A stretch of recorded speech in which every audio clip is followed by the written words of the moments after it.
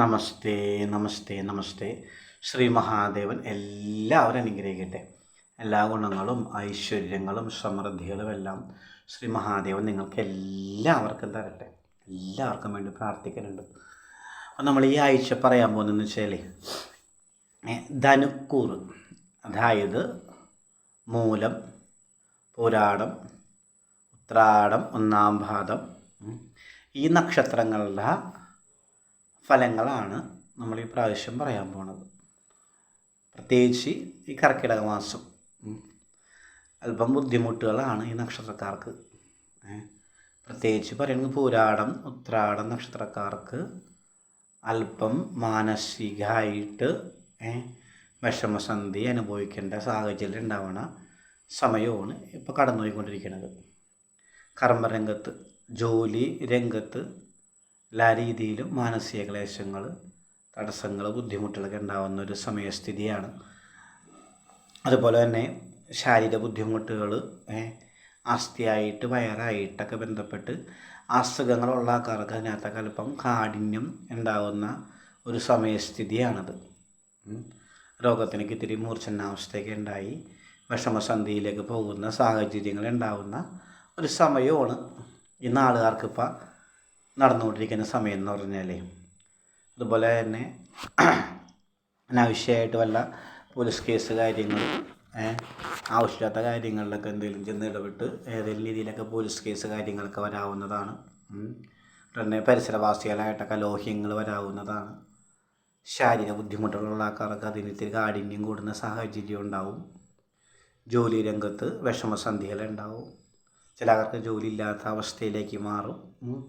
അങ്ങനെയൊക്കെയുള്ള അല്പം ബുദ്ധിമുട്ടുള്ള സമയസ്ഥിതി കൂടിയാണ് ഈ നക്ഷത്രങ്ങൾ രണ്ടെണ്ണം പ്രധാനമായിട്ട് കടന്നു പോയിക്കൊണ്ടിരിക്കുന്നത്.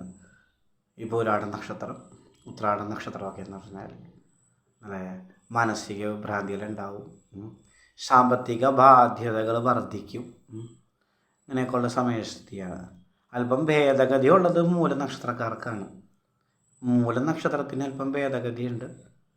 തൊഴിൽ രംഗം അത്ര മെച്ചപ്പാടല്ല എന്നുണ്ടെങ്കിലും ദാമ്പത്യം, കുടുംബമൊക്കെയായിട്ട് ബന്ധപ്പെട്ട് ചിന്തിച്ച് കഴിഞ്ഞാൽ അങ്ങനെ ബുദ്ധിമുട്ടുള്ള അവസ്ഥയല്ല. ദാമ്പത്യ ജീവിതത്തിലും കുടുംബത്തിലൊക്കെ സൗഹൃദങ്ങളും അതുപോലെ തന്നെ അല്പം എന്താ പറയുക, ഒരു യോജിക്കുന്നതൊക്കെ ഒരവസ്ഥ ഉള്ള സമയമാണ്. നേരെ തിരിച്ചാണ് ഉത്രാടക്കാർക്ക്. അവർക്ക് ദാമ്പത്യ ജീവിതത്തിൽ വിഷയങ്ങൾ, പ്രശ്നങ്ങൾ, മാനസിക ക്ലേശങ്ങൾ, അകന്നു നിൽക്കുന്ന സാഹചര്യങ്ങളൊക്കെ ഉണ്ടാകുന്ന സമയമാണ്. അപ്പോൾ അങ്ങനെ അന്യോന്യം അല്പം വിഷമസന്ധിയുള്ള സമയങ്ങളാണ് കടന്നു പോയിക്കൊണ്ടിരിക്കുന്നത്. പോലീസ് കേസ് ഉണ്ടാവാനുള്ള സാധ്യതയുണ്ട്. കർമ്മരംഗം മോശസ്ഥിതിയിലാവാനുള്ള സാധ്യതയുണ്ട്. അങ്ങനെ ചിന്തിച്ച് കഴിഞ്ഞാൽ പിന്നെ അപകടങ്ങൾ, ഏതെങ്കിലും രീതിയിലൊക്കെ യാത്രയിലൊക്കെ ഏതെങ്കിലും ചെറിയ രീതിയിലൊക്കെ ഉള്ള അപകടങ്ങൾ അല്ലെങ്കിൽ ഭയപ്പെടുന്ന സാഹചര്യങ്ങൾ എല്ലാം വന്നു ചേരാനുള്ള സാധ്യതയുണ്ട് ഈ നാളുകാർക്ക്. അപ്പോൾ ശരിക്കും ശ്രദ്ധിക്കണം. വാസ്തവത്തിലേ ഈ പൂരാടം, ഉത്രാട നക്ഷത്രക്കാർ ശരിക്കും ശ്രദ്ധിക്കണം. നല്ല ദൈവ വിശ്വാസത്തോടുകൂടിയും നല്ലൊരു പ്രാർത്ഥനയോടുകൂടിയൊക്കെ നടന്നാൽ മാത്രമേ ഇവർക്ക് ഇതിൻ്റെ കാഠിന്യം കുറഞ്ഞ് ആ വിഷമസന്ധി ഒന്നും അനുഭവിക്കേണ്ട സാഹചര്യം ഇല്ലാത്ത രീതിയിലൊക്കെ മുന്നോട്ട് പോവുള്ളൂ. അതിന് നല്ല രീതിയിൽ തന്നെ വിശ്വാസവും പ്രാർത്ഥനയൊക്കെ ശരിക്കും വേണം. എന്നാൽ മാത്രമേ ഇതൊന്നും അനുഭവിക്കേണ്ടാത്ത ഒരവസ്ഥയിലേക്ക് എത്തുള്ളൂ. അല്ലെങ്കിൽ വിഷമസന്ധികളെ ഉണ്ടാവും. അതുപോലെ തന്നെ വിവാഹാലോചന നോക്കുന്ന ആൾക്കാർക്ക്, ഈ മൂലം നാളുകാർക്കൊക്കെ അതൊക്കെ വന്ന് ചേരാൻ സാധ്യതയുണ്ട്. വിവാഹം കഴിക്കാത്ത ആൾക്കാരാണെങ്കിൽ, വിവാഹം നോക്കുന്ന ആൾക്കാരാണെങ്കിൽ അവർക്കതൊക്കെ വന്ന് ചേരാനും അതൊക്കെ എത്രയും പേര് നടക്കാനൊക്കെ ഉള്ള അല്ലെങ്കിൽ ഉറപ്പിക്കാനൊക്കെ ഉള്ള സാധ്യതയുണ്ട്. അങ്ങനത്തെ സമയമാണ്. പിന്നെ മൂല നക്ഷത്രക്കാർക്കാണെങ്കിൽ തൊഴിൽ രംഗത്ത് അല്പം എന്താ പറയുക, വലിയ മെച്ചപ്പാടല്ലെങ്കിലും പിടിച്ച് കള സാധ്യതയൊക്കെ ഉണ്ട്. കുടുംബത്തിലും തൊഴിൽ രംഗത്തൊക്കെ അങ്ങനെയുള്ള ഗുണസ്ഥിതികളുണ്ട്. അതുപോലെ തന്നെ സുഹൃത്ത് ബന്ധങ്ങൾ വഴിയൊക്കെ മെച്ചപ്പാടുണ്ടാവാൻ സാധ്യതയുണ്ട്. മൂല നക്ഷത്രക്കാർക്ക് സുഹൃത്തുക്കൾ വഴിയൊക്കെ ധനങ്ങൾ വന്നു ചേരാനും അല്ലെങ്കിൽ കർമ്മരംഗ തൊഴിൽ രംഗത്ത് ആരെങ്കിലുമൊക്കെ ആയിട്ട് ബന്ധപ്പെട്ട് പുതിയ തൊഴിലിൽ ചെന്ന് ചേരാനും അല്ലെങ്കിൽ ആ തൊഴിൽ അഭിവൃദ്ധി നേടാനൊക്കെ സാധിക്കും. അങ്ങനത്തെ സമയസ്ഥിതിയൊക്കെ ഉണ്ട്. പിന്നെ രോഗാവസ്ഥകളുള്ള ആൾക്കാരാണെങ്കിൽ, ശാരീരിക ബുദ്ധിമുട്ടുള്ള ആൾക്കാരാണെങ്കിൽ അതൊക്കെ അല്പം കൂടുതലാവാനും അതിനോടനുബന്ധിച്ച് മാനസിക ക്ലേശങ്ങൾ ഉണ്ടാവാനൊക്കെ സാധ്യതയുണ്ട് ഈ നാളുകാർക്കേ, ഈ മൂലത്തിനൊക്കെ. അങ്ങനെയുണ്ട്. അപ്പോൾ അതൊക്കെ ഒന്ന് ശ്രദ്ധിക്കണം. പിന്നെ അതുപോലെ തന്നെ ഈ നാളുകാർ ഇപ്പോൾ അനുഭവിക്കുന്ന വിഷമസന്ധിയിൽ നിന്ന് മോചനം കിട്ടണമെങ്കിൽ നമ്മൾ ആഗ്രഹിക്കുന്ന രീതിയിലൊക്കെ മുന്നോട്ട് പോകാൻ സാധിക്കണമെന്നുണ്ടെങ്കിൽ ഈ മൂലം നാളുകാർക്കും പൂരാടം നാളുകാർക്കും ഉത്രാടം ആദ്യപാദം നക്ഷത്രക്കാർക്കൊക്കെ ഇപ്പോൾ ഒരു അനുഭവിച്ചുകൊണ്ടിരിക്കണം. ആൾക്കാർക്ക് അറിയാമല്ലോ. ഇപ്പം നമ്മൾക്ക് അറിയാം നമ്മൾ അനുഭവിക്കുന്ന വിഷമസന്ധികളും ബുദ്ധിമുട്ടും നമുക്കറിയാം.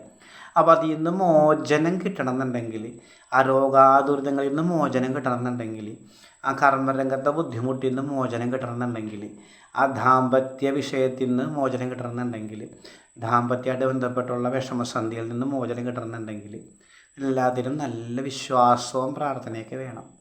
മഹാദേവ ക്ഷേത്രത്തിൽ പോയിട്ട് പ്രാർത്ഥിക്കണം. അത്യാവശ്യമാണ്. മഹാദേവ ക്ഷേത്രത്തിൽ പോയിട്ട് പിൻവിളക്ക് ജലധാരയൊക്കെ കഴിച്ച് പ്രാർത്ഥിക്കണം. ഈ നാളുകാർ പിൻവിളക്ക് തെളിയിച്ച് പ്രാർത്ഥിക്കണം, ജലധാര കഴിച്ച് പ്രാർത്ഥിക്കണം.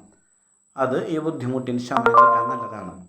അതുപോലെ തന്നെയാണെങ്കിൽ ഏതെങ്കിലും അടുത്തുള്ള അയ്യപ്പ ക്ഷേത്രത്തിൽ അയ്യപ്പനോ ശാസ്താവിനൊക്കെ എള്ളുതിരി നീരാഞ്ജനമൊക്കെ കത്തിച്ച് പ്രാർത്ഥിക്കണം. അത് ഈ ബുദ്ധിമുട്ടിൽ നിന്ന് മോചനം കിട്ടാൻ നല്ലതാണ്. കരിക്കഭിഷേകം നല്ലതാണ്.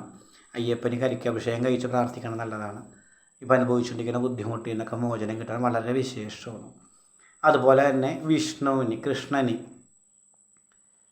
ഭാഗ്യസൂക്ത പുഷ്പാഞ്ജലി കഴിക്കണം നല്ലതാണ്. ത്രിമധുരം കഴിച്ച് പ്രാർത്ഥിക്കണം നല്ലതാണ്. ഈ ബുദ്ധിമുട്ടിൽ നിന്ന് മോചനം കിട്ടാനായിട്ട് ത്രിമധുരം, ഭാഗ്യസൂക്ത പുഷ്പാഞ്ജലിയൊക്കെ വിഷ്ണുവിന് കൃഷ്ണനെയൊക്കെ പ്രാർത്ഥിച്ച് ചെയ്യുന്നത് നല്ലതാണ്. ക്ഷേത്രത്തിൽ പോയി മനസ്സറിഞ്ഞ് പ്രാർത്ഥിച്ച് വിഷ്ണുവിനോ കൃഷ്ണനെയൊക്കെ ഈ വഴിപാട് കഴിക്കുന്നത് വളരെ വിശേഷമാണ്. അപ്പോൾ അതൊക്കെ കഴിച്ച് പ്രാർത്ഥിച്ചു കഴിഞ്ഞാൽ ഈ നാളുകാർ, മൂല നക്ഷത്രക്കാർ, പൂരാട നക്ഷത്രക്കാർ, ഉത്രാടം ആദ്യപാദ നക്ഷത്രക്കാർക്കൊക്കെ അനുഭവിക്കുന്ന ഈ വിഷമസന്ധിയിൽ നിന്ന് മോചനം കിട്ടാൻ വളരെ വിശേഷമാണ്. അതുപോലെ തന്നെ ഭദ്രകാളി ക്ഷേത്രത്തിൽ പോയിട്ട് ഗുരുതി പുഷ്പാഞ്ജലി കഴിക്കുക. അത് വളരെ വിശേഷമാണ്. ഗുരുതി പുഷ്പാഞ്ജലി കഴിച്ച് പ്രാർത്ഥിക്കുക. അത് ഈ ദുരിതത്തിൽ നിന്നൊക്കെ മോചനം കിട്ടാൻ വളരെ വിശേഷമാണ്. അപ്പം ഇങ്ങനെയുള്ള വഴിപാടുകൾ കഴിച്ച് ഏറ്റവും നന്നായിട്ട് പ്രാർത്ഥനയൊക്കെ ആയിട്ട് മുന്നോട്ട് പോയാൽ മാത്രമേ ഈ നാളുകാർ അനുഭവിക്കുന്ന വിഷമസന്ധിയിൽ നിന്നൊക്കെ മോചനം കിട്ടുള്ളൂ. എന്നാൽ മാത്രമേ അല്പം സമാധാന സ്ഥിതിയിലേക്ക് വന്ന് ചേരുള്ളൂ. അതല്ലെങ്കിൽ ഒരു സമാധാനവും കിട്ടുന്ന അവസ്ഥയിലേക്ക് പോവില്ല ഈ നാളുകാരെ. ഈ പൂരാട ഉത്രാട നക്ഷത്രക്കാർ പ്രത്യേകിച്ച് മാനസിക ക്ലേശങ്ങളായിരിക്കും ഓർക്കുക. അപ്പോൾ അബദ്ധങ്ങൾ പലതും ചെയ്യാനുള്ള മനസ്സൊക്കെ വരും. എല്ലാവരുമായിട്ടും അലോഹ്യം ഉണ്ടാക്കുന്ന അവസ്ഥയൊക്കെ വരും. അപ്പോൾ അതൊന്നും ഇല്ലാതിരിക്കണമെങ്കിൽ നല്ല രീതിയിൽ പ്രാർത്ഥനയും വിശ്വാസമൊക്കെ ആയിട്ട് ഈ ബുദ്ധിമുട്ടുള്ള സന്ദർഭം നമ്മൾ എങ്ങനെയെങ്കിലും നീക്കണം. അതിൽ നിന്ന് മോചിതരാവണം. എന്നാൽ മാത്രമേ സന്തോഷമായിട്ട് കുടുംബമായിട്ടും സന്താനങ്ങളായിട്ടും മാതാപിതാക്കളൊക്കെ ആയിട്ട് മുന്നോട്ട് പോകാൻ സാധിക്കുള്ളൂ. അപ്പോൾ അതിന് കൃത്യമായിട്ടൊന്ന് ശ്രദ്ധിക്കണം. എന്തായാലും ശ്രദ്ധിക്കണം.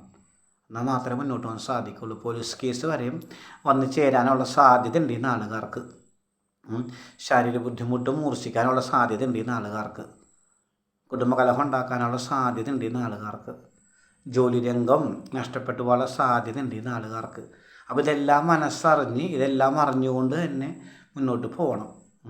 പ്രാർത്ഥിച്ച് എല്ലാ ആപത്തിൽ നിന്നൊക്കെ മോചനം കിട്ടി ഏറ്റവും സന്തോഷമായിട്ട് മുന്നോട്ട് പോകണമെങ്കിൽ നല്ല രീതിയിൽ തന്നെ പ്രാർത്ഥിക്കണം. അടുത്ത ക്ഷേത്രത്തിലൊക്കെ പോയി മനസ്സറിഞ്ഞ് പ്രാർത്ഥിച്ച് ഈ വഴിപാടുകളിലൊക്കെ മോചനം കിട്ടണം. അപ്പം അതിന് മനസ്സറിഞ്ഞ് പ്രാർത്ഥനയും കൂടി വേണം. വഴിപാട് കഴിച്ചുകൊണ്ടായില്ല. മനസ്സറിഞ്ഞ് വഴിപാട് കഴിക്കാൻ നമ്മൾ തന്നെ ക്ഷേത്രത്തിൽ പോയി കഴിക്കണം. നമ്മൾ തന്നെ മനസ്സറിഞ്ഞ് പ്രാർത്ഥിക്കണം. എന്നാലും ഇതിനൊക്കെ മോചനം കിട്ടുള്ളൂ. അപ്പം എന്തായാലും ഈ ബുദ്ധിമുട്ടിൽ നിന്നൊക്കെ ഈ പൂരാടുന്ന ആളുകാരും ഉത്രാടുന്ന ആളുകാരൊക്കെ മോചനം കിട്ടി ഏറ്റവും സന്തോഷവാന്മാരൊക്കെ ആയിട്ട് ജീവിക്കാനുള്ള അവസരം ഭഗവാൻ നിങ്ങൾക്ക് എല്ലാവർക്കും തരട്ടെ. നമുക്ക് എല്ലാ ഗുണങ്ങളും ഐശ്വര്യങ്ങളും സമൃദ്ധികളും എല്ലാം മഹാദേവൻ നിങ്ങൾക്ക് എല്ലാവർക്കും തരട്ടെ.